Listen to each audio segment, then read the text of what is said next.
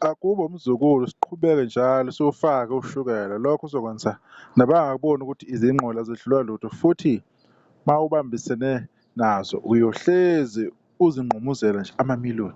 Kusho laphana ubani ubona benza zame yokuza ngaphansi kwegroup iy'nqwele zabathandi bakaMaskandi. Right, ukhuluma ngani la Lensizwa? Ukhuluma ngomsebenzi omuhle ubonakala lapho i-page or i-account laphana ku-Twitter under 2022 Africa, lapho ebeyiveza khona ukuthi umzukulu ngifuna into zami has officially broken the record for the biggest first day streams for any Maskandi album on SA platform, debuting with 734 110K streams.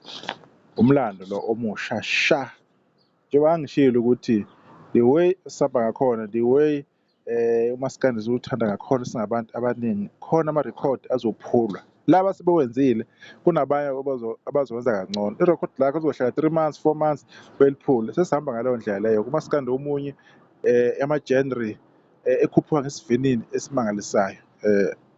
Kumele bekhathazeke abanye abantu abathanda imculo ukuthi uMaskandi usukhuphuka kangaka, right? Ezinye zezinto ey'bonakele since lokhu iphumile nje i-album kaMzukulu kule last 3 days, ingoma ethi Firefighter, ngosuku lwayo lokuqala le ngoma iyodwa ishaye 73,070K wama-streams ngosuku nje lokuqala. It becomes the biggest first day streams for any Maskandi song. Iba ingoma estrinywe kakhulu kuyidlula zonke iy'ngoma ezike zaba khona kuMaskandi ngosuku lokuqala ngqa.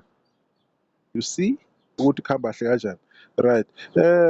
Enye-ke into okumele niyazi-ke nimele niyi-understand ukuthi lokho kwenza umzukulu wahlala njengo-number 1 most streamed artist on SA Spotify May 17, 2025. He is the first Maskandi artist in 2025 to reach number 1 on SA Spotify top daily chart. Lokho futhi kuphinde kwambeka wabo uMaskandi or umculi wase-South Africa ukuthi ahlale ku-number 1 njengomuntu ostrinywe kakhulu ngosuku olulodwa ukuhlalisa zonke iy'ngoma zakhe. So lokho esikufunayo, lokho esifuna ukubona, akunandaba ukuthi kwenziwa ubani. Amaqhawe obani bani akwenzile, iqhawe olithandayo likwenzile, nawe lakho likwenzile nawe, so anyone can do it. Siyabonga nje ukuthi abantu abanjengomzukulu bavelile ngomsebenzi omuhle kangaka. Imisebenzi akade baqala ukuyikhipha uMaskandi ngoma-2018 obey'khipha lezi ngoma. There's nothing new, nethi nje i-interest isikhona kakhulu kuMaskandi. Maningi amaculo aMaskandi othi ungathi uyawabheka o-2016 iy'ngoma ezazimnandi laphana ezayishaya abafowethu ezazinzima kakhulu 2017 kuza manje kukhuphuka. So ayikho into entsha kahle kahle, just that nje i-interest isikhuphukile isimawala, abantu sebebagaga sebeyafuna ukwazi ubani ukhiphe nini, khipha ingoma enjani, idlalwa kuphi. So lokho-ke kukhuphula isasasa ngo-music kaMaskandi. Kodwa-ke sibonge-ke abantu ukuthi noma kunjalo kodwa bayinikile isikhathi ukuthi beyodlala umusic ey'ndaweni ey'fanele. uSpotify nkosi yami yiyo bekukhala ngawo kakhulu. Kubonakala ngathi abafowethu abaningi iy'ntokazi zakwethu ziya-excella laphana ku-Spotify okuyiyona platform ebekubona ngathi bancane abafuna ukungena, bancane abenza kahle kakhulu, kodwa kuyabonakala nje babaningi lokho beza abantu.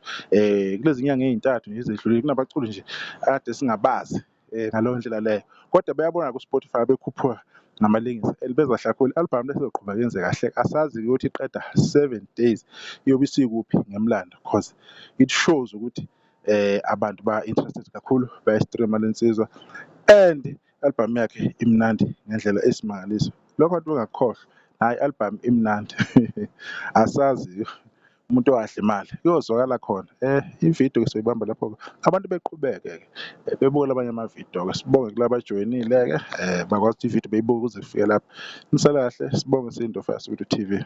Ngiyabonga.